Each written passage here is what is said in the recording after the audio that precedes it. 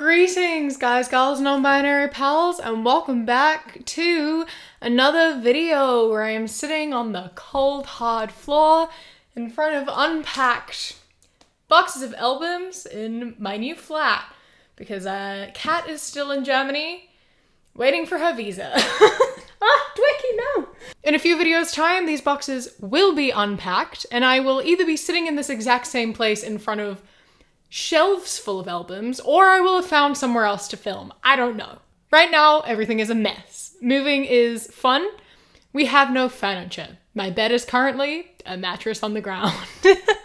Anyway, in today's video, we're going to be talking about a Facebook page that I stumbled upon because I enjoy it, I love it, and I want to talk about it. I found this page in the same way I find a lot of content on this channel, which my method of finding content is going to Reddits like Are the Streets Okay?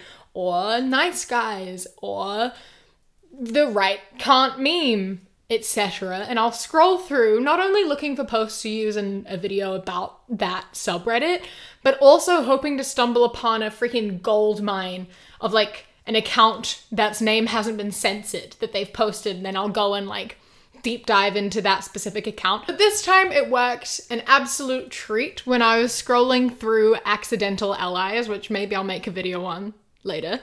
And I came across this post, which is, as far as I'm concerned, if my son tells me he is a trans woman, I no longer have a son. Which, yeah, true. You don't. You have a daughter. Good job. So you can see why that ended up on accidental allies.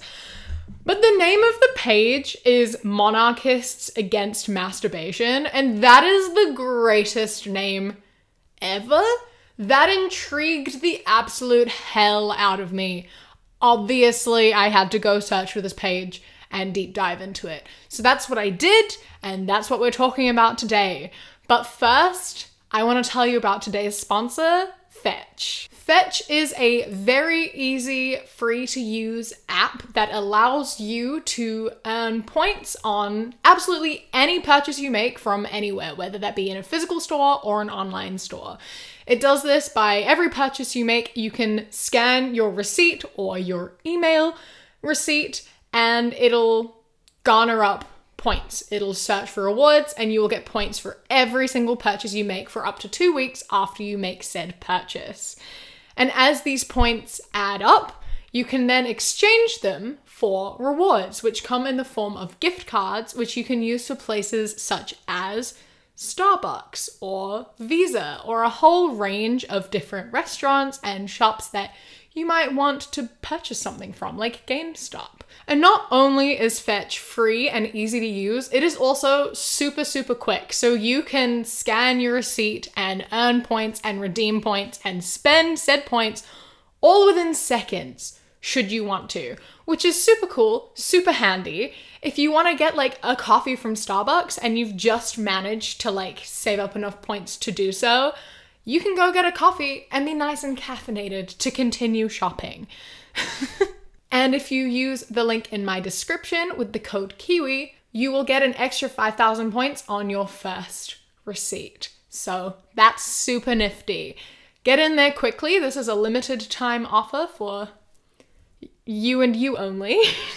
Go grab that up quick. There is no downside. It's free, it's quick, it's easy, and you get free stuff. So a win-win. Thank you so much, Fetch, for sponsoring today's video, and let's get back into it, or start it. I always say back into it. We haven't started yet. I've just been yammering forever. So when I went to this page, the sort of overarching theme of it is summed up in this beautiful post, which is, our dream is a world without masturbation, with this fantastic, really nicely photoshopped image of, you know, people holding hands in front of the world and they're like glowing and celebrating because no one is masturbating anymore. We're all joyous and happy and masturbation free. It's fantastic. What a beautiful world. And I just thought this was a really good image and it sums up the page pretty well, but also it kind of doesn't. This page is like all over the place. It makes literally no sense at all. And you'll see what I mean in a minute. The first thing I saw when I clicked on it was this post that they had made just an hour prior. The status says, electing leaders brought us from an empire to a sewage-infested slum in a century. An anointed leader will protect our treasured Brexit from being stolen, lead our nation to new glories, and banish the practice of yoga forever. What saith the people? And then it's a photo of King Charles, still weird to say. Electing leaders has failed. Let's instead anoint our leader. And that's so funny to me. I love the prospect of people being monarchists because that's hilarious. It's so funny to me that there are actually people in the world who think that it would be better to just have someone be born into power without the people having any say at all. The fact that that is a thing people want shocks and astounds me. Because, like, sure, they have the training for it. Like, they grow up being taught how to rule. But they can also do whatever they want. Which isn't good. That's not good. The people should choose what we want. Yeah, democracy is good. Let's keep democracy going, actually. I don't want King Charles in charge. I don't want any of the royal family in charge. Actually, they've been known to do some pretty awful things, like colonize a bunch of nations and like murder entire groups of people, and also more recently be like child molesters and racist. So not a big fan. Yeah, no, pass. And then we move on to, this is so bizarre. This is so strange, but they have this really weird, like, anti-vegan stance. And I don't know how that's related to masturbation or monarchy, but they've managed to, like, push it a lot. 2 hidden symbolisms in this authentic vegan meme found in the wild.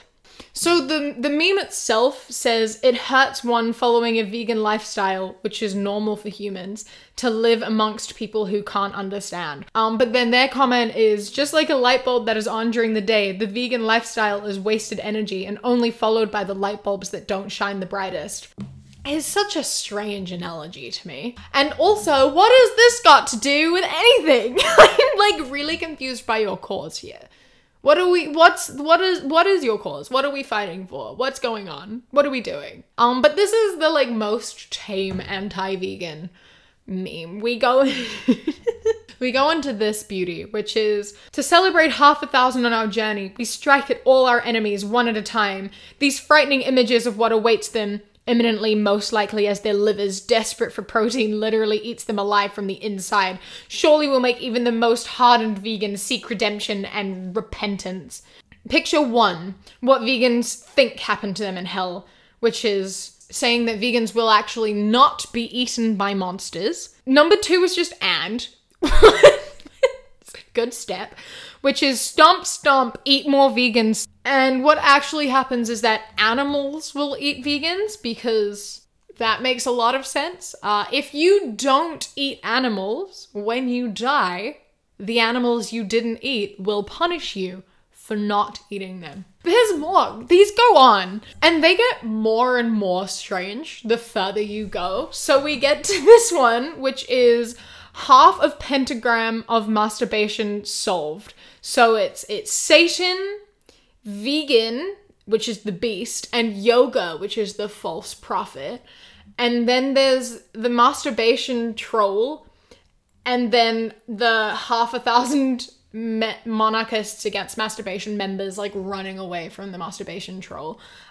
And yeah, it says that the vegan V is a V based off of Satanism, because the vegan society has used the unholy trinity as its symbol since it was founded. Significant work has happened recently to document how closely intertwined veganism is with the occult and Church of Satan. And it's basically saying that the vegan V is the holy trinity of what, the Father, Son, and the Holy Ghost. And they flipped it upside down to make a V, so it's satanic. And that's brilliant, that's beautiful, that's poetry. I love that. I respect that. Veganism is in fact the work of Satan. I am vegan, I am a Satanist, I am brainwashing myself and others into joining the occult. So obviously, as you get further and further into this page and these posts and these things that they're saying, the more and more you realize how absurd it is. Like, at first, I was totally believing what they were posting because I've been doing this job long enough and looking at enough weird stuff on the internet to totally believe pretty much anything that is thrown at me, because people say the darndest things and they have the weirdest, most extreme views. And it's baffling what people believe. But there came a point as I was looking at these posts when I realized, like, okay, these are definitely satirical. There is not a chance this is real. And a lot of the time it's not, which is frightening. But there is absolutely no way that this entire page isn't a joke. But I had a fantastic time scrolling through it. The way their mind can, like, just think of this stuff and have it be, like, bordering on believable half the time is so wild, because it really demonstrates how absurd so much shit on the internet is that people just, like, buy into and believe. Because, like, there are legitimate people in the comments on these posts who do believe what they're saying and genuinely are like, yeah, I agree with this. And that's, regardless, I wanted to talk about this because, as I said, it does border on things that people actually believe, and there are people who actually believe it, and it had me fooled for a little bit.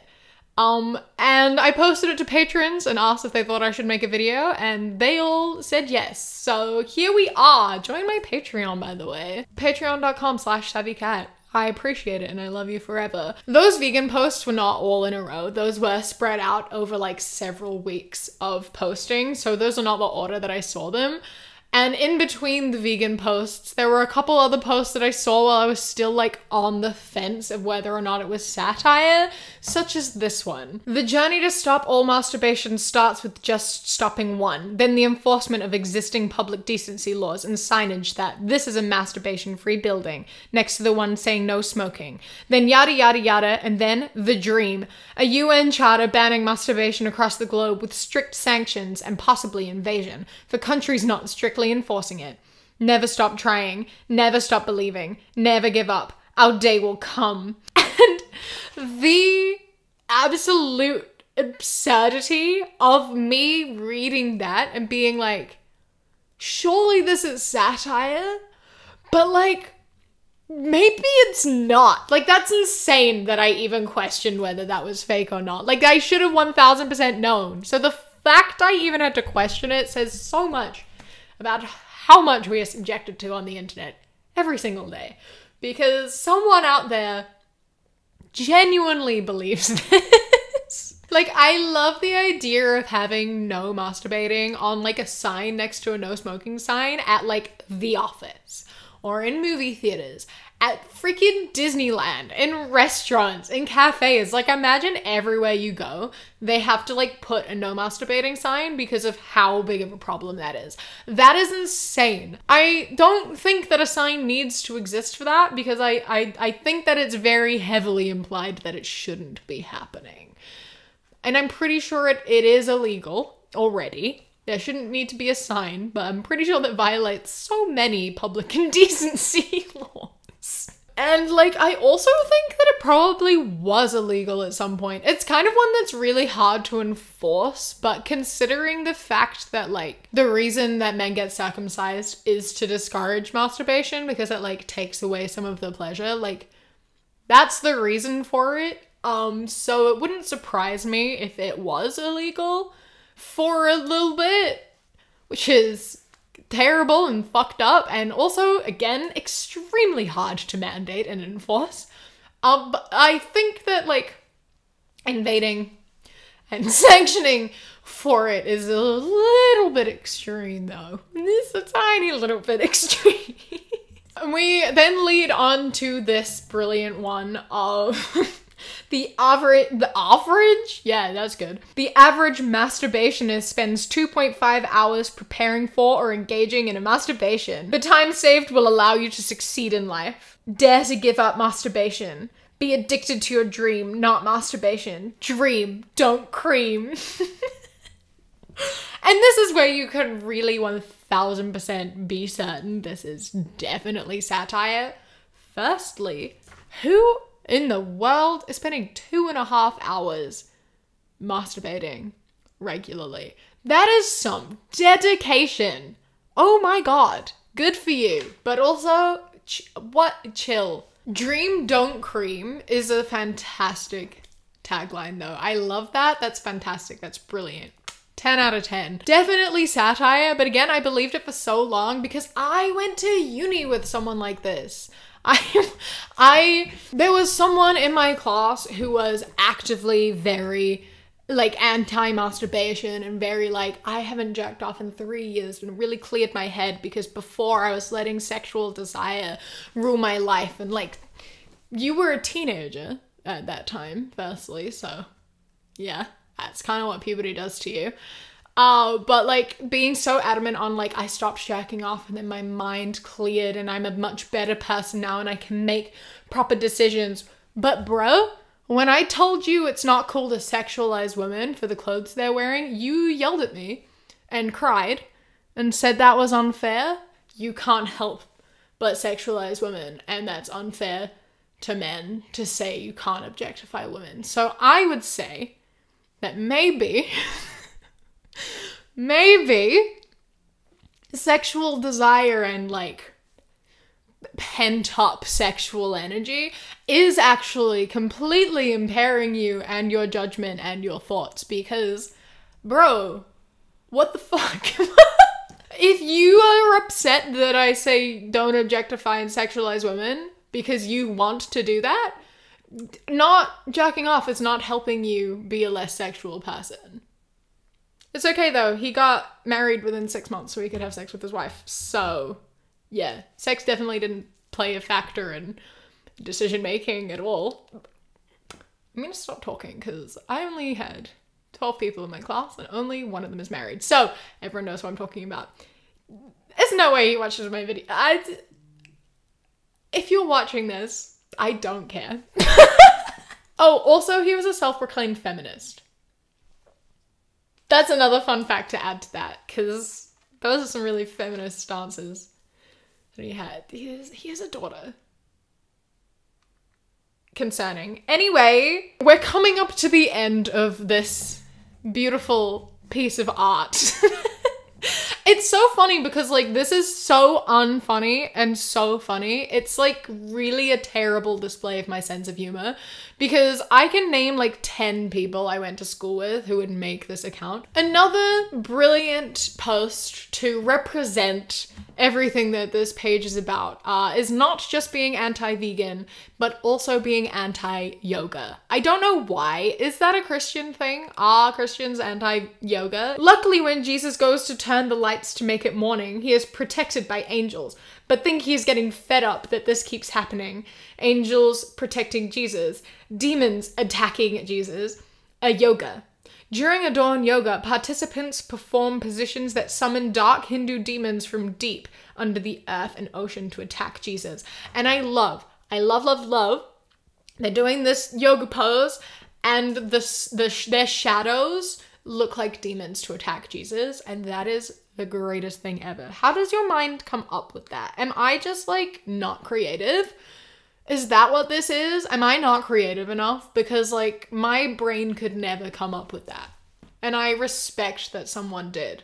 The fact that even someone satirically thought of this and made this page to the point where like I was able to believe it for way too long, and people genuinely are confused, like, are you serious? Is this a thing you believe?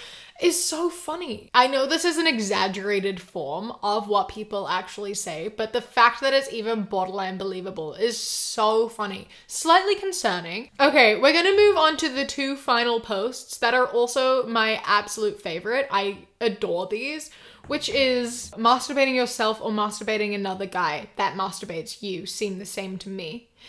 I'm no queer, Ennis said. Me neither. A one-shot thing. Nobody's business but our own, Jack replied, then added. Masturbating yourself or masturbating another guy and he masturbates you seems the same to me. They are equally gay. And they posted with the caption, "This is wrong. One is a much bigger sin than the other. There is nothing wrong with being a gay. Many monarchs were gays, and so was Alexander the Great." We love an ally. A Christian and right-wing extremist is pro-gay because Alexander the Great was gay and other monarchs are also gay. So being gay is okay. You heard it here first. Masturbating is bad, but being gay and masturbating someone else, totally a-okay. It's fine. So we can all rest easy at night knowing that the MAM is pro-gay. Which also, because of the whole vibe of this page and everything I've sort of gathered from it, I think that the first post of like, if my son comes out as trans, I don't have a son, I think that was deliberately accidental ally. Like, they knew what they were saying. And it is for the, like, the lols of, like, yeah, this statement is true. And they knew what they were saying, but they, like, wrote it to come across as though they didn't. Maybe they're not smart enough for that. Maybe they are transphobic, but that's kind of what I've taken away based on the context of the page, which is so funny. Again, very clever, very funny. Helps them build up a terrible audience of terrible people.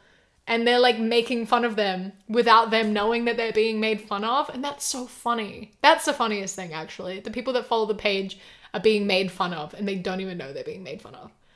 Brilliant. Passive-aggressive bullying of conservatives. Fantastic. That takes me to the final and my favorite post. To the guillotine-wielding anti-monarchists that say our monarchy is stale and boring, us monarchists say the following. Pegging is a very advanced and gender-equal practice, and a senior royal has been going out of his way to be pegged. This leaked on Twitter in July, and look at the graph. And the graph is like a massive spike of 318% being searched on Pornhub in July. And then number 2, the poly lifestyle is really building up, and this was invented by King Charles III with his 3 in a marriage idea. These days it is mainly bi women that are driving this, and new ground is being broken daily. For sexual adventurousness, support the monarchy. For compulsory masturbation, daily sex ed lessons from the age of 2, and the loss of our sacred statues of slave owners, support masturbationists. So good. So good. I love it so much. That's brilliant. And this is how you know that it was definitely made by one of us. I love turning right-wing conservative Christian extremism and monarchism into being like pro-pegging, pro-queer, and like effectively making fun of like slave owner statues just by throwing that in at the end. It's so good. I love it. Your brain, bro, good work. Good job. This is fantastic. I support it. I love it. It made me laugh, and I needed the laugh because this job is draining and emotionally exhausting, and it's nice to have a good old laugh sometimes. And I support the cause. Not anti-masturbation, anti-vegan, anti-yoga monarchism, but anti all of those. Anti. No. You know what I mean. I support the passive-aggressive bullying of people who genuinely believe it. It's brilliant. It's great. I love it. 10 out of 10. I support it. Anyway, I hope that you enjoyed this video. I hope that you had a good laugh. I am very grateful for the subreddit that made me stumble upon it because I had a jolly good time, and I hope that you did too. A massive thank you to my Sprout and Above patrons whose names are up on the screen right now. And a huge thank you to my Kiwi Cat patrons. Wolf, Toulouse, Bobby, Sparrow, Josh, Mandy, Robbie, Ishtar Hope, Silly, Ikazil, Robin, The Alienated Librarian, Resendo, Akita, and Skylar. I love and appreciate you so much. Thank you so much for joining. If you would like to become a patron, you can go to patreon.com/savvycat. For as little as £1 a month, you get my videos a day early and podcasts a week early. And then a whole bunch of other stuff for more. Obviously, that's how Patreon works. Follow me on Instagram, The Queer Kiwi, and Twitter, That Queer Kiwi. Subscribe, like, leave a comment, share, bell, all that jazz. And then do the same for my second channel, Kiwi with a Q, and the podcast, Savvy Cat Productions. I need to shorten this. Also, I have music on Spotify since we're talking. I will release a new song eventually. I know it's been like forever, but I'll get there eventually. It's fine. Don't worry about it. Anyway, I hope that you enjoy the rest of your day. Stay safe. Keep fighting. I love you. Mwah.